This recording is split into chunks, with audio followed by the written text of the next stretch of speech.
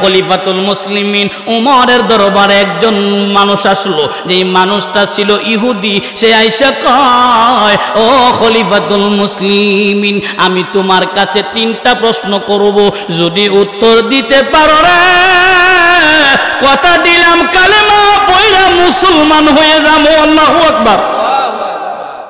প্রশ্ন কয়টা? 3টা প্রশ্ন। আচ্ছা, প্রশ্নগুলা যদি আগে কই অসুবিধা হইব? 1 নাম্বার প্রশ্ন আয়া করছে, খলিফাতুল মুসলিমিন ওমর, আপনি বলেন পৃথিবীর এমন কোন জায়গা আছে জীবনে একবার রৌদ্র স্পর্শ ছিল আর পৃথিবীর কিয়ামতের আগে কোনোদিন রৌদ্র পড়বে না, ওই জায়গাটা কোনটা? 1 নাম্বার প্রশ্ন কি?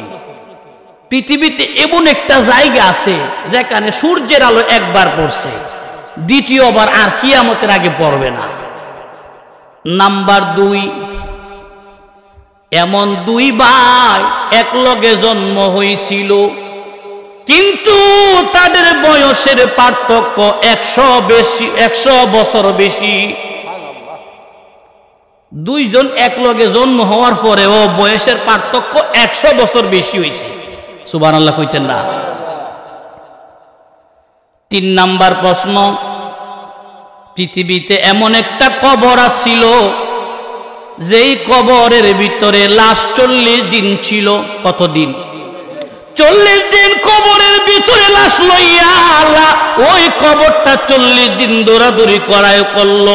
40 দিন পরে ভিতর থেকে লাশ বাহির করে দিল।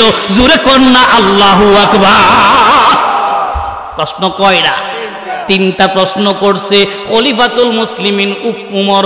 উত্তর দেওয়ার আগে হযরতে আব্বাস রাদিয়াল্লাহু তাআলা আনহু, আমার নবীর চাচা, ডাক দিয়া কয়, ও খলিফাতুল মুসলিমিন উমর, আপনি যদি অনুমতি আমারে দেন, এই 3 প্রশ্নের উত্তর আমি দিতে চাই, তবে কোরআন দিয়া দিব। কি দিয়া? কোরআন দিয়া দিব। এই 3টা প্রশ্নের উত্তর আমি দিতে চাই, আপনি আমার অনুমতি দেন। খলিফাতুল মুসলিমিন মুস্কি একটা হাসি দিয়া কয়, কারণ তিনি কে জানেন? আল্লাহর নবীর চাচা। সুবহানাল্লাহ কর। জিনার পরিচয় রুয়ুসুল মুফাসসিরিন। তিনার চাইতে বড় মুফাসসির এই পৃথিবীর জমিনে আর কখনো হবে না। ডাক দিয়া বলে, ও খলিফাতুল মুসলিমিন ওমর, তুমি যদি অনুমতি দাও আমি এই প্রশ্নগুলির উত্তর দিব। ডাক দিয়া বললেন, ও ভাই ইহুদি শোনো, আমার আল্লাহর একজন পয়গম্বর ছিলেন, নাম তার মুসা কালিমুল্লাহ। নাম শুনছেন নি? কথা কয় না। এই নবী নরম না গরম? আল্লাহ যত নবী রাসূল পাঠাইছে সবার চাইতে রাগ বেশি আছে মুসা নবী। সুবহানাল্লাহ কন্যা। তে মুসা নবী বিপদ ফেরাউনের লগে, সবাই লাডি বেন্দা লইয়া তৈরি। রাত্রিবেলা মুসা নবীর উপরে আক্রমণ হইব। মুসা নবীর আল্লাহ কয়, মুসা, আমি এদেরকে ঘুম পাড়াইতাছি, তুমি তোমার কওমের লোক লইয়া ফালাও। আল্লাহ করলেন, ফেরাউনের দলের চোখের মধ্যে কানের মধ্যে ঘুম দিলেন। প্রশ্ন করবেন, হুজুর, ঘুম তো চোখে আসে, কানও কেমনে ঘুমায়? ঘুমটা ফইল্লা কয়ে কানে। কথা কোন ঠিক কিনা? আপনারা অনেকে কিন্তু ঠিক কইছেন, বুঝা তো কইছেন না। হ্যাঁ, কইতাম নি কেমনে আয় কানো? মনে করেন আমি শুইলাম, চোখ বন্ধ করলাম, ঘুম হইছে নি আমার? ঘুম কইছে না, চোখ বন্ধ করছি, ঘুম কিন্তু হইছে না। ঘুম কোন সময় হয়? যখন দেখবেন কানের মধ্যে আওয়াজ আর ঢুকে না, কান যখন বন্ধ হইয়া যায়, কানগুলা যখন ঘুমায়া যায়, তখন দেখবেন চোখও ঘুমায়। কথা কোন ঠিক কিনা? এটা আমার কথা নয়, আল্লাহর নবীর হাদিসের কথা। এই জন্য কানে আল্লাহ ঘুম দিছে, এমন ঘুম দিছে মুসা নবী তার দল লইয়া সেই নদীর দিকে চললেন, বাহার কালজুম নদীর দিকে। কারো কারো মতে এটা নীল নদ, কিন্তু তাফসীরের ভাষায় বাহার কালজুম। মুসা পয়গম্বর চলল এই দিকে তাদের ঘুম ভেঙে গেল, সকাল হয়ে গেছে। ফেরাউন পাগল হইয়া গেছে, কিরে মুসা কইদা পালায়া গেল। খুঁজতে লাগলো, পায়ের নিশানি খুঁজে, উটের পায়ের নিশানি, ঘোড়ার পায়ের নিশানি খুঁজে রে সন্ধান করে দেখে নীল দরিয়ার দিকে গেছে। এই ঘোষণা দিল ফেরাউন, সবাই রে কইল, আমার দলের লোকেরা সবাই যা যা পারল, মুসা এই দিকে গেছে, নীল দরিয়া পার হইতে পারবে না রে, আমরা কিছু সময় গেলেই ধরতে পারবো। এই কথা বইলা তারা যখন ছুটল, মুসা নবী এই দিকে নীল দরিয়ার সামনে যখন গেছে, ইয়া দেখে কোনো পার হওয়ার রাস্তা নাই। মুসা নবীর লগে 12টা কওমের লোক, সুবহানাল্লাহ কর, 12টা গোত্রের লোক লইয়া আর মুসা নবী চলছে। আল্লাহর দারে মুসা কয়, আল্লাহ গো তুমি কি বিপদ ফালাইয়া দিবা? আল্লাহ কয়, ও মুসা চিন্তা করিস না, তোর হাতও যে লাঠি আছে, বিসমিল্লাহ কয়ে বাড়ি মার। সুবহানাল্লাহ। মুসা নবী বিসমিল্লাহ কয়া যখন বাড়ি দিছে, এ দুস্থ বুজুর্গ, একটা নয় দুটা নয় 12খানা রাস্তা হইছে। এখন এখানে কয়েকটা হাকিকত আছে। আচ্ছা, রাস্তা তো একটা হইলি হইতো, 12টা হওয়ার কি দরকার? মুসা নবীর উম্মত একটু বেহা আছে, বেহা বুঝে। আমগো সমাজে কিছু লোক আছে দেখবেন গারে একটু বেহা, কথা কোন ঠিক নিও, ও রাগ কইরেন না। ওই বানি ইসরায়েলের লোকগুলো একটু একটু মানে তেরা আসিল, কিছু হইলে মুসা নবীরে কইব, তুমি তোমার আল্লাহর দিকে যাও, আমরা বাইর যাইগা। এই জন্য 12টা কওমের জন্য 12 রাস্তা করলেন। দ্বিতীয় হাকিকত, কারণ এক রাস্তা দিয়ে সবাই গেলে লক্ষ লক্ষ মানুষ দেরি হয়ে যাবে, এই জন্য আল্লাহ 12টা রাস্তা বানাইছে। 12 রাস্তা দিয়া মুসা নবীর উম্মতেরা চলে। অর্ধেক নদীর পারে গেছে, ফেরাউন নদীর কিনারায় হাইসা হাজির। ফেরাউনের লোকেরা বলে, ও ফেরাউন খোদা, এই যে রাস্তাগুলি কেমনে হইছে? ফেরাউন কয়, এগুলা আমি বানাইছি। নাউজুবিল্লাহ কর, তোরা তো আমারে খোদা মানুষ না, খুদা মানবো কেমনে? ফেরাউনের বউরে ক, বউরে আমারে খুদা মান। আর মা আসিয়া ক, তুমি যদি খুদা হইতা নাকটা এমন বেহাকে রে, সুবহানাল্লাহ কয় না, তুমি যদি খুদা হইতা তে চেহারা এমন বেসুলাকে রে, সুন্দর করে বানাতে পারছিল না? অপমান, নগদ অপমান করছে মুসা নবী নদীর মধ্যে, আর ফেরাউন তার দল নিয়ে কিনারায়। কিন্তু বেড়ার বুদ্ধি আছে, বেড়ার লোকগুলোরা কত রাজা, কিন্তু বেড়া যায় না। কিন্তু লোকগুলিও বেড়ার এছাড়া যাইতো না, ও খুদা আপনি না গেলে আমরা যাইতাম না। ফেরাউন চিন্তা করে, আল্লাহ তো একজন আছে, হে মানে না। কিন্তু হে নীল দরিয়া যখন পানি শূন্যতায় বকছিল, কম পানি একদম, তখন সেজদা দিয়া কাঁদছেন, আল্লাহ আমি তো জানি তুমি সবচেয়ে বড় খুদা, সুবহানাল্লাহ কোন। কিন্তু আল্লাহ গো, আমার যে খুদা দাবি করলে ভালো লাগে। আল্লাহ কলি মানিল মুলকুল ইয়াউম, তোরে ক্ষমতা দিছি, কিন্তু আমার সমূহ যখন আইব তখন তো ডাক দিব। ওই ফেরাউন নদীর কিনারায়, তখন আল্লাহ জিব্রাইলে পাঠাইছে, যাও। ফেরেশতা জিব্রাইল বৃদ্ধ মানুষের সুরত দইরাইয়া কয়, বউ খুদা বাদশাহ আপনার কাছে একটা বিচার লয়ে আইছিলাম। বেটার মাথা গরম না ঠান্ডা? ও এমনি মাথা গরম। এই সময় বৃদ্ধ জিগাইতাছে যে আমার একটা বিচার আছেন। কি বিচার?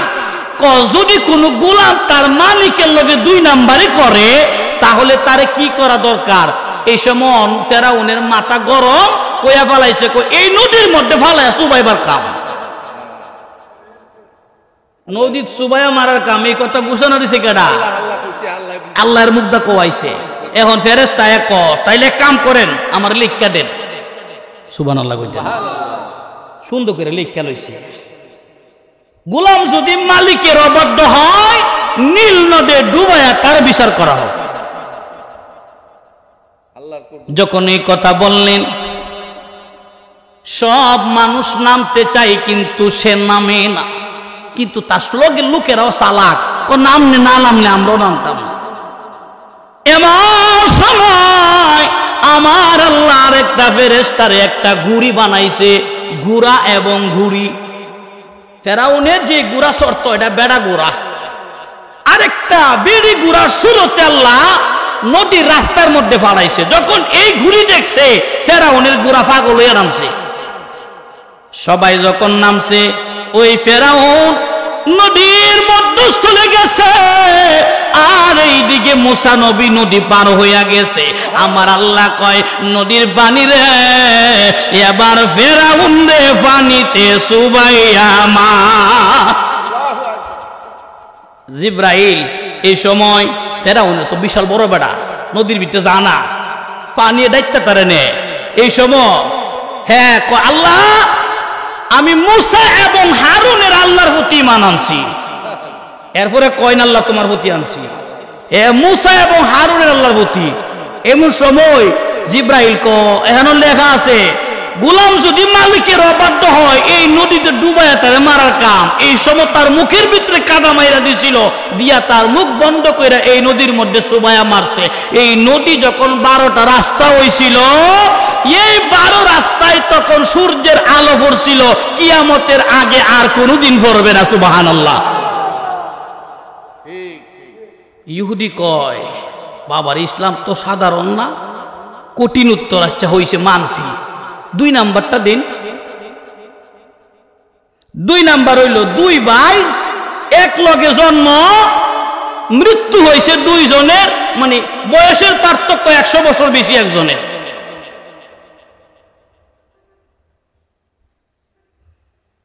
আল্লাহর একজন নবী ছিলেন ওয়াজির আলাইহিস সালাতু ওয়াস সালাম।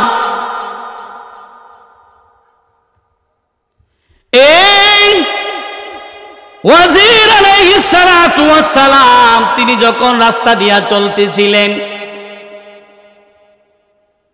তাকায়া দেখে একটা বিল্ডিং এমন ভাবে ভাঙছে, ছাদ নিচে পড়ছে, ওয়াল ভাঙ্গে উপরে পড়ছে। সাধারণত আমাদের দেশে বাংলে আগে ওয়াল ভাঙ্গে পড়ে ছাদ পড়ে, কিন্তু ওই দিন ছাদ পড়ছে মাইজে 2 ওয়াল 2 সাইডে উপরে পড়ছে। তিনি এই কথা ভাবতে ভাবতে আল্লাহ তুমি এত কিছু খেলা দেখাও, আল্লাহ তুমি আবার আমাদেরকে কেমনে জিন্দা করবা, এটা যদি দেখতাম। এই সময়ের মধ্যে তিনার একটা ঘুম আসছে, হাতের ঘোড়াটার এক জায়গায় বাঁধছে, ব্যাগটার এক জায়গায় থইছে, তো ঘুমায় গেছে। ঘুমের মধ্যে পার হয়েছে 100 বছর। কত বছর?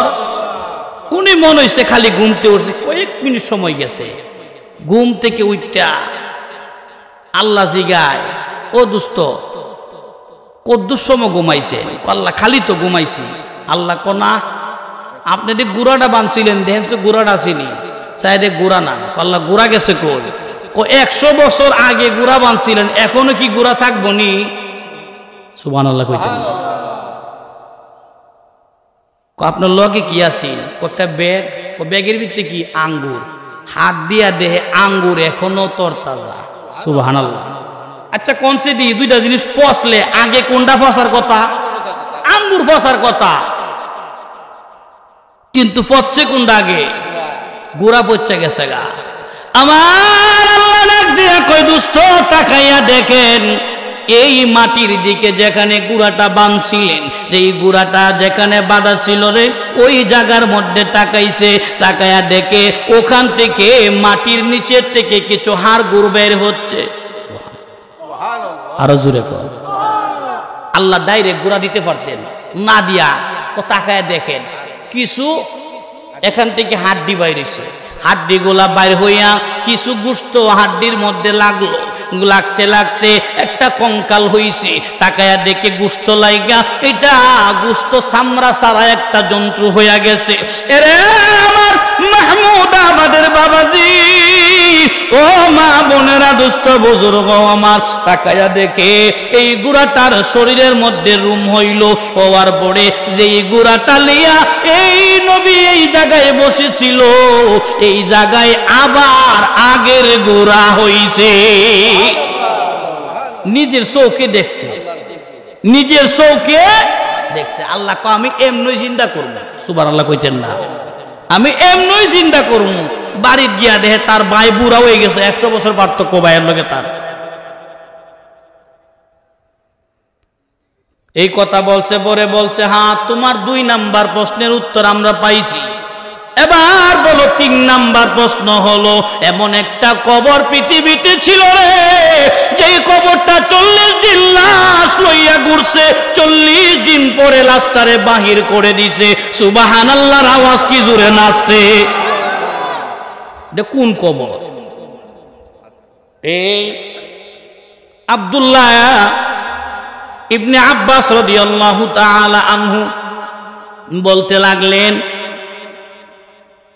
হযরতে ইউনূস আলাইহিস সালাতু ওয়াস সালাম আল্লাহর একজন নবী ছিলেন। ইউনূস নবী আল্লাহর একজন নবী, আল্লাহর সাথে কথা কয়। আল্লাহর কাছে বলল, আল্লাহ গো মাবুদ, আমার উম্মত গুলি আল্লাহ কথা শুনে না, এদেরকে ধ্বংস করে দাও। আল্লাহ কয়, ও ইউনূস একটু অপেক্ষা করো, তুমি আবার গিয়া দাওয়াত দাও, গিয়া কও যদি দাওয়াত না মানো আসমানি গজব আইব। আমার বাবাজিরা রে, ও দুষ্ট বুজুর্গ আমার, হযরতে ইউনূস আলাইহিস সালাতু ওয়াস সালাম তিনি যখন ওই কওমের সামনে গিয়া বক্তৃতা দিলেন, মানে আল্লাহর কালাম শোনাইলেন, আল্লাহর দাওয়াত পৌঁছাইলেন, বললেন আমার কওমের লোকেরা রে, তোমরা আল্লাহর প্রতি ঈমান আনো। আমার উম্মতেরা শোনো, তোমরা যদি আল্লাহর প্রতি ঈমান না আনো, আল্লাহ এমন একটা গজব দিব রে, যে গজব আসমানি গজব আইলে তোমাদের অস্তিত্ব থাকবে না। কিন্তু তারা মুসা ইউনূস নবীরে টিটকারি মারল, ইউনূস তোমার আল্লাহ কোন গজব দিত, আমরা ঈমান আনতে রাজি না। নাউজুবিল্লাহ কইতেন না। যখন টিটকারি মস্কারি মারতাছে, ইউনূস নবীর মনটা একটু খারাপ হয়ে গেছে গা। ইউনূস নবী তো কইছে আযাব গজব আইব, হেরা কো তোমার আল্লাহরে গিয়া কো আল্লাহ যেন গজব দে, আমরা ঈমান আনতে পারতাম না। ইউনূস নবীর মনটা খারাপ, আল্লাহর দরবারে আরজি জানাইল, ও রব্বুল আলামিন, এই জাতিগুলা বড় বেশবার জাতি, আল্লাহ সুবিধা না, এইগুলারে ধ্বংস করে দাও। আল্লাহ ক দোস্ত এত হতাশ হইয়েন না, একটু সময় দেন, এগুলার ধ্বংস কর্ম যদি কথা না হলে। ইউনূস নবী সকালবেলা রাস্তা দিয়া যা, কয়েকটা দুষ্ট প্রকৃতির লোক দাঁড়াইয়া বলে, ও ইউনূস তোমার আল্লাহ দিয়ে এখনো গজব দিল না। ইউনূস নবীর মনে একটু কষ্ট গেছে, আল্লাহরে কইছে না, না কইয়াও এলাকা ছাইরা দিত, 2টা সন্তান আর বিবিরে লইয়া চলল। ইউনূস আলাইহিস সালাতু ওয়াস সালাম যখন সামনের দিকে চলে গেল, এলাকা ছাড়িয়া বহু দূরে, এমন সময় রে চতুর্দিকে আসমান কালো কইরা বিদ্যুৎ চমকাইতে লাগলো। ওই ইউনূস নবীর উম্মতের ভিতরে একটা কম্পন সৃষ্টি হয়ে গেল। কি ব্যাপার, এমন ভাবে কেন বিজলি চমকায়, চতুর্দিকে অন্ধকার, কিছু দেখা যায় না, কি ব্যাপার, এমন ভাবে কেন হলো? এমন ভাবে আসমান থেকে ঠাডা পড়ে রে, মানুষগুলি সবাই বিতু হইয়া আল্লাহরে ডাকে। এমন ভাবে ডাক শুরু করছে, এখন সবাই চিন্তা করলো ইউনূস নবীর দরকার, কিন্তু ইউনূস নবী তো এলাকাত নাই, ইউনূস নবী বহু দূরে চলে গেছে। এই ফাঁকি দিয়া তাদের একটা আক্কে লইছে, আল্লাহ আমরা তো বিপদে পড়ছি। একজনে কয় ইউনূস রে দেখেছিলাম মাথাটা নিচে লাগাইয়া আল্লাহর দরবারে চাইতো, সঙ্গে সঙ্গে সবাই মাটির মধ্যে সেজদায় পড়ে গেছে রে। আমার মাওলারে ডাক দিয়া কই, মালিক ও মালিক, আমরা মুসলমান হয়ে গেলাম, আমরা ইসলাম, আমরা ধর্ম মানলাম, আমরা একত্ববাদে সাক্ষী দিলাম, আমাদেরকে ক্ষমা কইরা দাও। আল্লাহ তাদেরকে ক্ষমা করে দিলেন। ওইদিকে ইউনূস নবী নদীর কিনারার মধ্যে গেল, ছোট একটা নদী, চিন্তা করে কেমনে পারব, 2টা ছেলে আবার সাথে বিবি।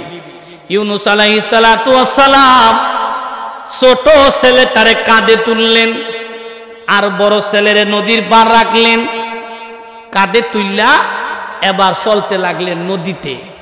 বিবিরে হাতে দইরা এক ছেলে কাঁধে লইয়া নদীর মাইজে যখন গেছে, দুই পাশ থেকে নদীর পানি এমন ভাবে ঢেউ উঠতে শুরু করলো, এক পাশ থেকে স্রোত আইসা ইউনুস নবীর হাত থেকে বিবি এবং সন্তানদের নিয়ে গেল। ইউনুস নবী চিন্তা করে, বিবি গেল, সন্তান গেল, একটা আরেকটা তো পারে আছে, ওই পারে সন্তানের জন্য ইউনুস নবী ঘুরে যখন আসতে চাই, জংলা থেকে ক্ষুধার্ত বাঘ আইসা ইউনুস নবীর সন্তান রে কামড় দিয়া লইয়া যায়। জুড়ে কি আল্লাহু আকবার বলা যাবে না? খেলা কার? কথা বলেন, খেলা কার? তুফানে বিবিও হারাইছে, সন্তানও হারাইছে। ইউনুস নবী কানতে কানতে নদীর পা দিয়া অনেক দূরে চলে গেছে, গিয়া দেখে ওখানে একটা বড় জাহাজ, অনেকগুলি লোক এটার মধ্যে অবস্থান, আগে থেকে ওই সারা সম হয়ে গেছে। ইউনুস নবী যখন গেছে তখন এই জাহাজ ছেড়ে দিছে, জাহাজ চলতে লাগলো তার গন্তব্যস্থল দিকে। এরা মাহমুদাবাদের বাবারা, দুস্থ বুজুর্গ, নদীর মধ্যস্থলে যখন গেছে রে, নৌকা নদীর মধ্যে দাঁড়াইয়া গেছে। আল্লাহু আকবার। স্টিমার সামনেও যায় না, পিছনেও যায় না। মাঝি সহকারে সবাই মিলে চেষ্টা করে দেখলো, ইঞ্জিল ঠিক আছে, নৌকার পাঙ্কা ঠিক আছে, সব কিছু ওকে, নৌকা চলে না। এলহাম এসে গেল, এই নৌকার মধ্যে এমন একজন লোক আছে রে, যে তার মালিকের অনুমতি ছাড়া এলাকা থেকে পলাইয়া আইছে। তখন সবাই জিগা, কেউ কয় না। ইউনুস নবী চিন্তা করলেন, এই এলহাম তো আমি ইউনুসের জন্য। সুবহানাল্লাহ কইতেন না?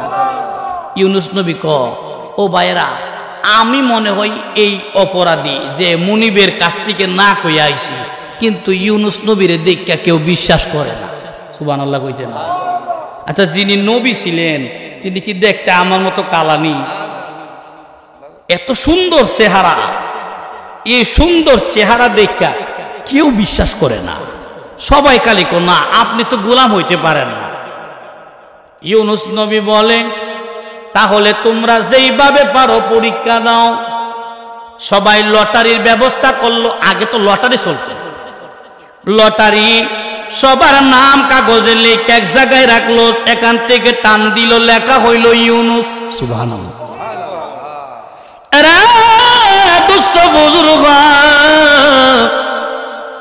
দ্বিতীয়বার যখন টান দিল, তখন দেখে ইউনুস নবীর নাম।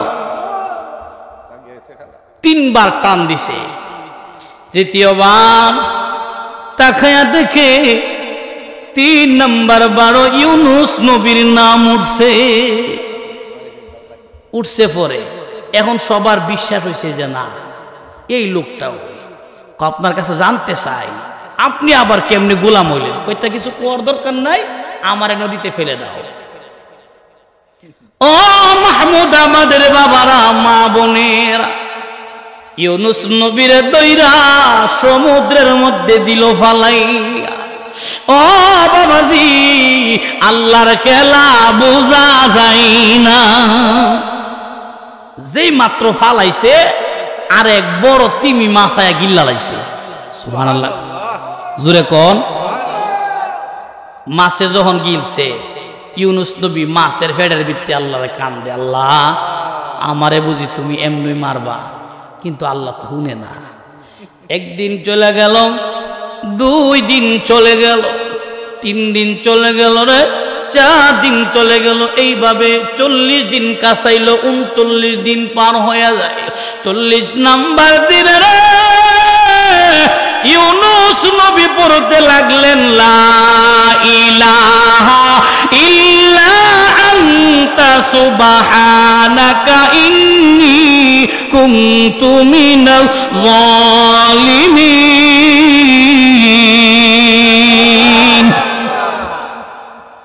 আল্লাহ কয় ইউনূস এই দোয়াটা যদি না পড়তারা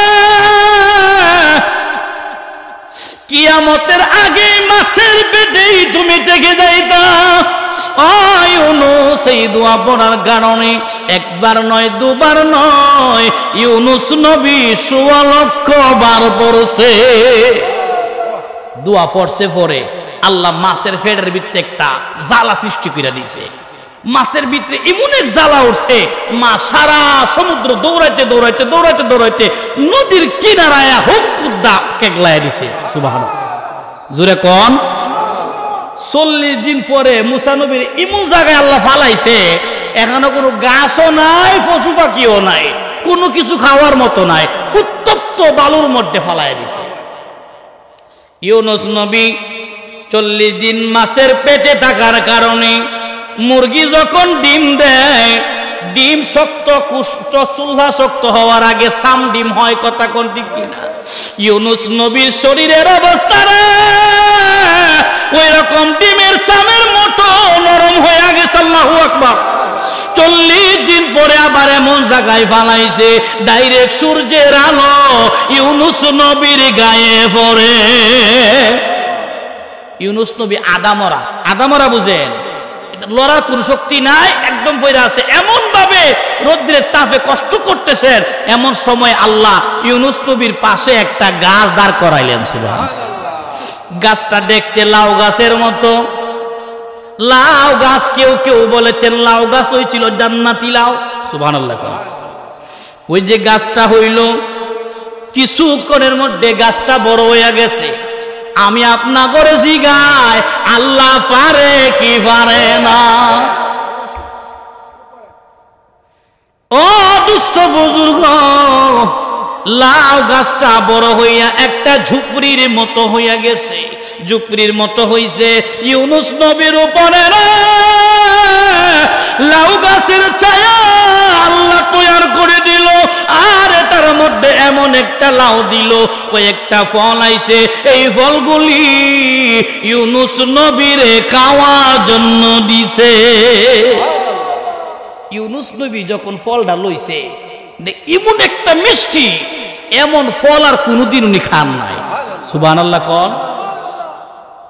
কিন্তু ফল তো খাইছে, পানি দরকার আসেনি।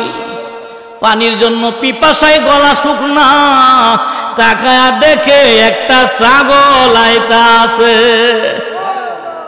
ছাগলটা ইউনূস নবীর সামনে আয়া এমন ভাবে খারইছে, মনে হচ্ছে ছাগলের বান ফেটে দুধ বের হয়ে যাবে, এমন অবস্থা।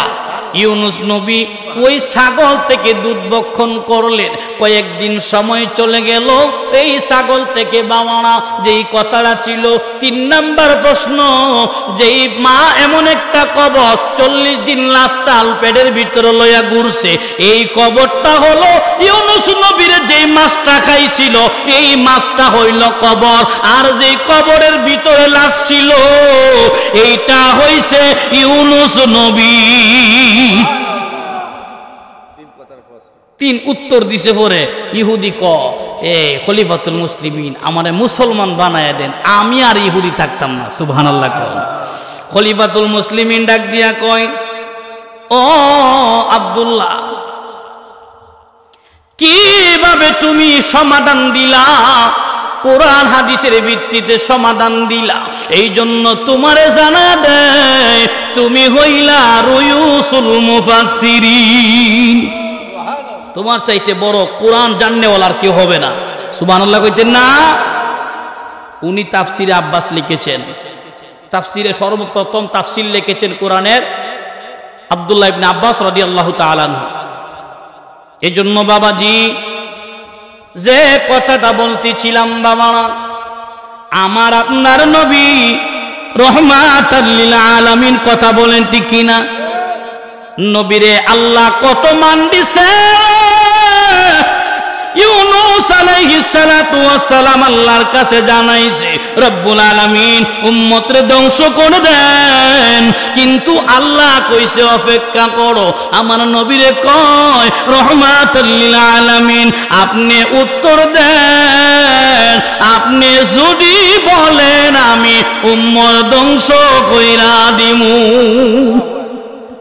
নবী কো আল্লাহ এরা তো বুঝে না, এরা ধ্বংস কইরো না, সুবহানাল্লাহ কইতেন না, কারণ নবী ছিলেন রাহমাতাল লিল আলামিন। এই কোরআনের ভিতরে কোনো সন্দেহ আছে?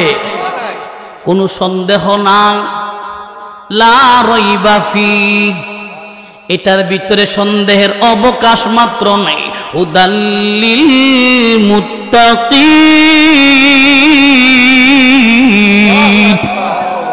এই কিতাবটা হলো মুমিনদের জন্য, মুত্তাকিনদের জন্য পথ প্রদর্শক। এটা সবার ভিতরে ঢুকবে না, এটা ওই লোকের ভিতরে ঢুকবে যে কোরআনকে ভালোবাসে, মুমিন মুত্তাকি।